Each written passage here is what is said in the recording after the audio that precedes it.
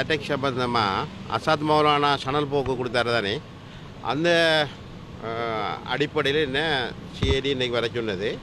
அதில் முக்கியமாக தேர்தல் காலங்களில் கடைசி தருவாயில் போலீஸ் பேச்சாளர் அறிவித்தது காரணமாக எங்களுக்கு தேர்தலில் பாரி சிக்கல் ஏற்பட்டது. அதிலே நான் கவலை கொள்கிறேன்.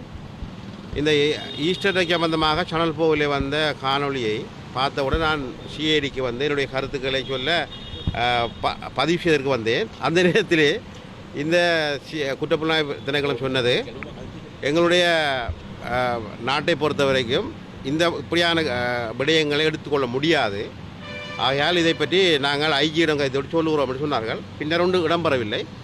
ஆனால் இன்று புதிய அரசாங்கம் வந்த பின்னர் இப்படியான நிலைமை ஏற்பட்டிருக்கிறது.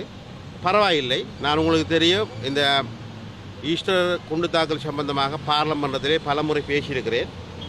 என்னால் முடிந்த ஒத்துழைப்பை தருவேன் என்று சொல்லியிருக்கிறேன். உண்மையிலே அந்த அடிப்படையிலே நான் அதற்கு ஒத்துழைப்பு வழங்குவதற்கு கடமைப்பட்டுள்ளேன். அந்த அடிப்படையில் நான் இன்று வாக்குமூல நாளைக்கு செல்ல இருக்கிறேன். முக்கியமாக ஊடகங்கள் என்பது பொதுவாக இருக்க வேண்டும், யாரையும் திருப்திப்படுத்த வேண்டிய தேவை கிடையாது. இந்த குண்டு தாக்குதலே 268 உயிர்கள் இழக்கப்பட்டது, 400க்கு அதிகமான காயங்கள் ஏற்பட்டது.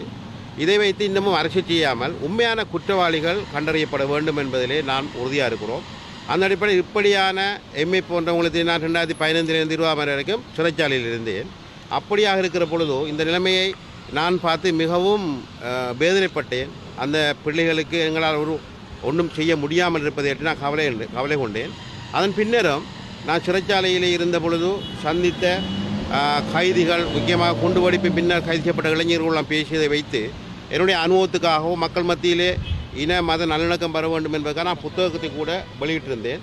அந்த புத்தகங்கள் எல்லாம் வெளியே கொண்டு செல்லப்படவில்லை. அந்த அடிப்படையில் ஊடக நண்பர்கள் இவற்றையெல்லாம் மக்கள் மயப்படுத்தப்பட்டு இதிலே இந்த குண்டுதாரர்கள் யார், இவர்கள் ஏன் இதை செய்தார்கள், இதுக்கான அடிப்படை என்னங்கிற விஷயங்களை சரியாக கொண்டு செல்லப்படும். அதிலே முக்கியமாக கிறிஸ்தவ மத பெரியவர்களுக்கு கொண்டு செல்லப்பட வேண்டும் என்பது என்னுடைய எதிர்பார்ப்பு. ஊடகம் என்ற அடிப்படையில் இவற்றை நியாயமாக நாட்டுக்கு செய்து கொடுப்பேன் நான் நம்புகிறேன்.